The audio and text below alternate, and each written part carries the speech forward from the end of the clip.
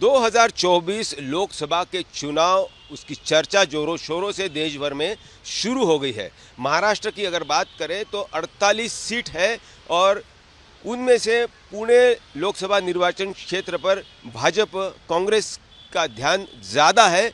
भाजपा का ध्यान ज़्यादा होने की वजह है कि पिछले दफ़े यहाँ पर जो उपचुनाव हुए विधानसभा के, कस्बा विधानसभा में भाजपा को हार खानी पड़ी थी, उन्हें हार मिली थी और इसीलिए ज़्यादा ध्यान भाजपा का पूरे पुणे लोकसभा पर है, ऐसा कहा जा रहा है। कितने उम्मीदवार हैं, कौन कौन इच्छुक है, वोटर्स कितने हैं, कास्ट वाइज वोट डिवीज़न कितना हुआ है, इस बारे में बात करेंगे। हमारे साथ सेफोलॉजिस्ट, राजनीति विशेषज्ञ चंद्रकांत भुजबल जी हैं, उनसे बात करते हैं। सर, आप हर वक्त बारीकी से पूरे देश में या पूरे महाराष्ट्र की जो लोकसभा है, विधानसभा है, उसके ऊपर आपकी किताब निकलती है। इस बार भी आपका ध्यान बहुत अच्छे से आपने केंद्रित किया हुआ है। पुणे लोकसभा का महत्व क्या है, 2019 में कितने वोट्स थे, कितने उम्मीदवार थे, इसके बारे में जानकारी दीजिए। पुणे लोकसभा मतदार संघ में 2019 में टोटल 32 कैंडिडेट्स थे। उसमें से ज़्यादा वोटिंग मिली तो जो बीजेपी के गिरीश बापट थे उनको 6,32,835 और कांग्रेस के मोहन जोशी को 3,08,207 और जो वंचित बहुजन आघाड़ी के कैंडिडेट थे अनिल जाधव, उनको 64,793 वोट मिले थे और नोटा को 11,000 वोट मिले थे। इस बार जो है वोटर्स की संख्या कितनी बढ़ गई है पुणे लोकसभा में? पिछले बार देखा तो 2019 में 20,75,039 वोट टोटल थे। इस बार बढ़ोतरी हो गई है वोटिंग में, तो 21 लाख के आसपास वोटिंग हुई है। ये बताइए कि जो विधानसभा है पुणे लोकसभा निर्वाचन क्षेत्र में, वो 6 विधानसभा क्षेत्र में कौन से पार्टी का पलड़ा भारी है? पुणे लोकसभा मतदार संघ में ये 6 विधानसभा मतदार संघ आते हैं। उसमें वडगांव शहरी, शिवाजीनगर, कोथरूड, पर्वती, पुणे कैंटोनमेंट और कस्बा पेट ये चुनाव क्षेत्र आते हैं। उसमें वडगांव शहरी में एनसीपी के एमएलए है और कस्बा में हाल ही उपचुनाव हुआ, उसमें कांग्रेस के रविंद्र दंगेकर चुनाव लड़के आए। और ये हमने 6 विधानसभा मतदार संघ के बाइफर्केशन देखा पिछले बार 2019 का लोकसभा का। तो वडगांव शहरी में 2016 में 1,17,000, 2019 में 1,17,664, तो शिवाजीनगर में 77,982, कोथरूड में 1,48,570, पर्वती में 1,16,899, तो पुणे कैंटोनमेंट ने 67,177, कस्बा पेट में 1 लाख के ऊपर वोट मिले थे भाजपा को, बीजेपी को और बीजेपी के उम्मीदवार को और कांग्रेस के उम्मीदवार मोहन जोशी को काफ़ी 6 विधानसभा मतदार संघ में काफ़ी कम वोटिंग मिले थे और 3 लाख ही पूरे मिले थे। तो सब 6 चुनाव क्षेत्र में 60,000, 48,000 और 42 और 50,000 के आसपास वो वोट मिले थे। परसेंटेज वाइज लोकसभा 2019 में भाजपा को कितने वोट मिले थे, कांग्रेस को कितने वोट मिले थे, वंचित बहुजन आघाड़ी को परसेंटेज वाइज कितने मतदान हुए थे? पुणे लोकसभा मतदार संघ में 2019 को बीजेपी को 48% से ऊपर वोट मिले थे और 20 कांग्रेस को काफ़ी कम 20% के आसपास मिले थे। ये बताइए कि अगर 21.5 लाख वोटर्स है इस बार 2024 में, कास्ट वाइज वोट डिवीज़न कैसा है? पुणे लोकसभा मतदार संघ कास्ट वाइज डिवीज़न देखा तो ओपन कैटेगरी जो है तो 40% में है और 37% ओबीसी की परसेंटेज में वोटर्स हैं और बाकी तकरीबन ये हो गए हैं 75% वोट जो ओपन और रिजर्व कैटेगरी में है। इसके अलावा कौन सी कैटेगरी आती है? इसके अलावा मुस्लिम हैं, बाकी जैन और क्रिश्चियन कम्युनिटीज़ के लोग हैं और एससी और एसटी का वोटर्स हैं। उसमें 13 तो 15% एससी कैटेगरी के वोटर्स आते हैं और 4 तो 5% एसटी के वोटर्स आते हैं इसमें। ये बताइए कि इस बार जो आरक्षण का जो संघर्ष शुरू है मनोज झरांगे पाटिल इनका ओबीसी के लिए या मराठों को ओबीसी में शामिल करना चाहिए, पुणे लोकसभा में मराठा कितने हैं, ओबीसी कितने हैं और ब्राह्मण वर्ग कितना है? पुणे लोकसभा मतदार संघ में 13 से 15% ब्राह्मण वोटर की संख्या है और मराठा और ओबीसी की काफ़ी ज़्यादा है। ज़्यादा तो ओबीसी और मराठा का वोटर की संख्या का प्रभाव इस चुनाव क्षेत्र में है, दो ओबीसी और मराठा वोटर का। कितना हो सकता है? तकरीबन 40% ये मराठा और ओबीसी मिलकर हो सकता है या 40 के ऊपर 50% भी जा सकता है? अभी 40% तो ओपन कैटेगरी के वोटर्स है और 37% ओबीसी के हैं। इसमें ज़्यादा तो दोनों मराठा समाज का भी प्रभाव ज़्यादा है ये चुनाव क्षेत्र में। और देखा जाए तो अपना ये 6 विधानसभा मतदार संघ से वडगांव शहरी विधानसभा मतदार संघ है। ये मतदार संघ में मराठा आंदोलक हैं, उन्होंने काफ़ी बड़ी सभा ली थी और 22 तारीख को जो मुंबई में जाने का उनका जो तय हुआ है यात्रा, तो वो रांजनगांव से सीधा ही जा सकते थे लोनावला, लेकिन वो घूम के चंदन नगर वडगांव शहरी कॉन्स्टिट्यूशन में आके जाने वाले हैं। तो ये प्रभाव अगले लोकसभा मतदार संघ चुनाव में वो पड़ सकता है, उनका प्रभाव। यानी उसका असर या जो नतीजा आ सकता है इसका हम अंदाज़ा लगा सकते हैं कि जो मनोज झरांगे पाटिल इनका जो संघर्ष चल रहा है उसमें जो उनकी मांग है कि मराठों को ओबीसी में शामिल कर लेना चाहिए, उन्हें कुणबी प्रमाण पत्र देना चाहिए, तो जो नतीजा आना है, जो भी क्यूरेटिव पिटीशन बाकी है सुप्रीम कोर्ट में, उसका नतीजा क्या आ सकता है, इसका भी अंदेशा होता है।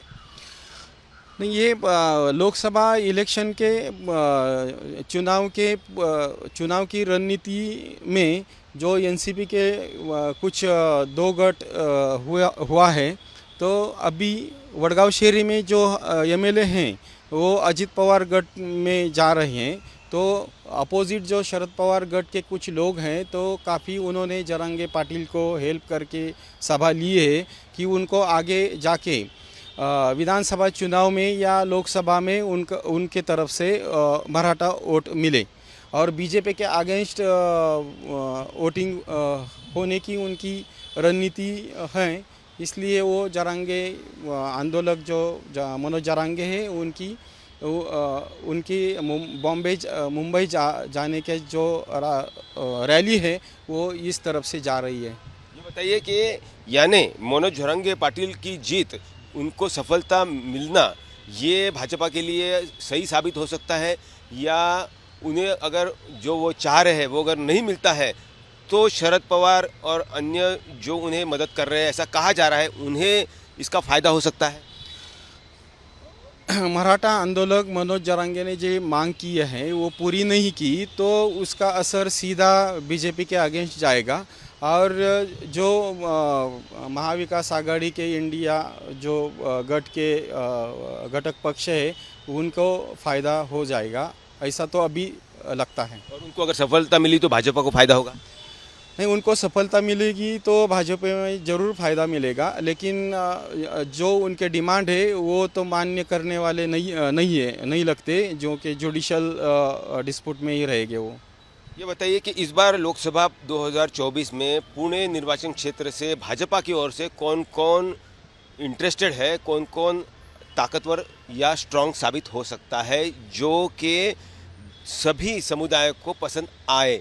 अगर आपने कहा कि ब्राह्मण कम्युनिटी तकरीबन 14% उनका वोट शेयर है 21.5 लाख में से और मराठा ओबीसी मिलकर 40% से ऊपर जाता है, तो किस प्रकार का उम्मीदवार देना चाहिए? सुनील देवधर ब्राह्मण कम्युनिटी से आते हैं, आरएसएस में बहुत ज़्यादा उन्होंने काम किया हुआ है, तेलंगाना में भी काम किया है, जो मोदी जी है उनके निर्वाचन क्षेत्र में भी उनका बहुत तगड़ा काम रहा है, उन्हें उम्मीदवारी यानी उन्हें अगर कैंडिडेचर दिया जाता है तो क्या हो सकता है, और दूसरे जो मराठा चेहरा है जगदीश मुळीक भी हो सकता है, मुरलीधर मोहोळ भी हो सकते हैं, कौन एक्सेप्टेबल होगा आपके हिसाब से?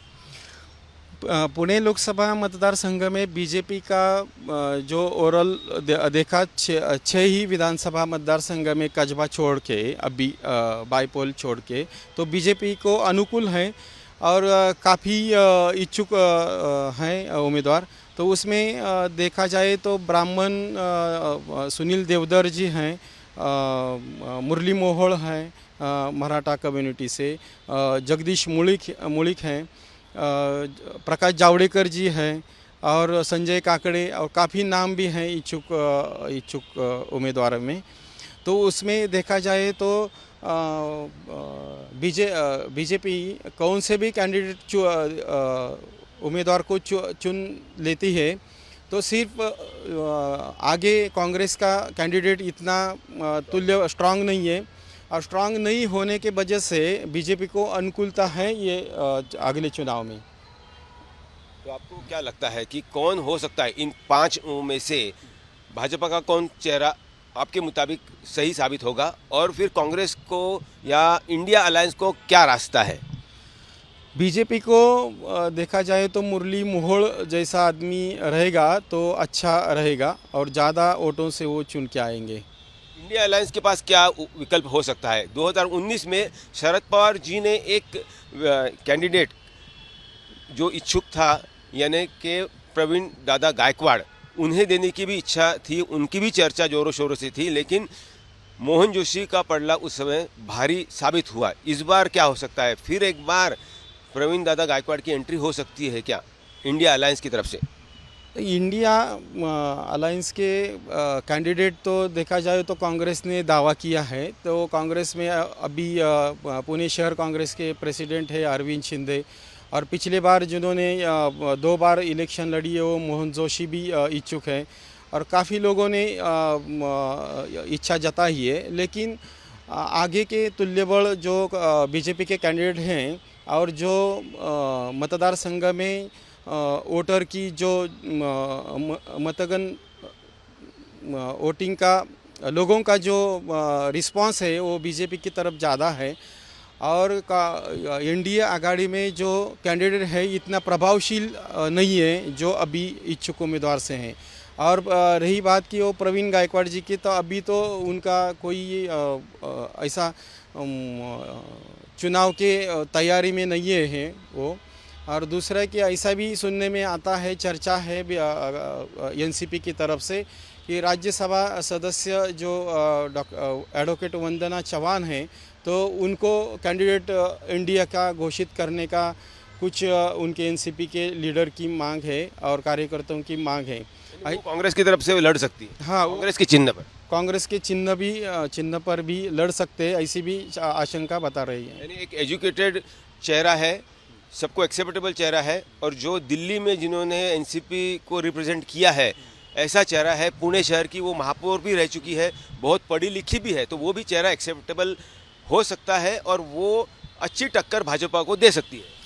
हाँ, वंदना चौहान जो कैंडिडेट रहेगी तो अच्छी टक्कर दे सकते हैं बीजेपी को कैंडिडेट को। और बीजेपी ने कैंडिडेट जो जैसा कि बाहर वाले जैसे सुनील देवधर चुना तो दिक्कत हो सकती है। तो देखिए पुणे लोकसभा निर्वाचन क्षेत्र में चित्र क्या है, कितने वोटर्स है, कास्ट वाइज वोट डिवीजन कैसा है, और कौन उम्मीदवार यानी प्रत्याशी भाजपा की तरफ से अच्छा साबित हो सकता है या फिर इंडिया अलायंस की तरफ से कौन अच्छा उम्मीदवार कैंडिडेट साबित हो सकता है, इस बारे में जानकारी मिली है चंद्रकांत भुजबल जी से, जो कि सेफोलॉजिस्ट है, राजनीति विशेषज्ञ है। कैमरामैन गोपाल हरने के साथ पंकज खेलकर, पुणे आज तक।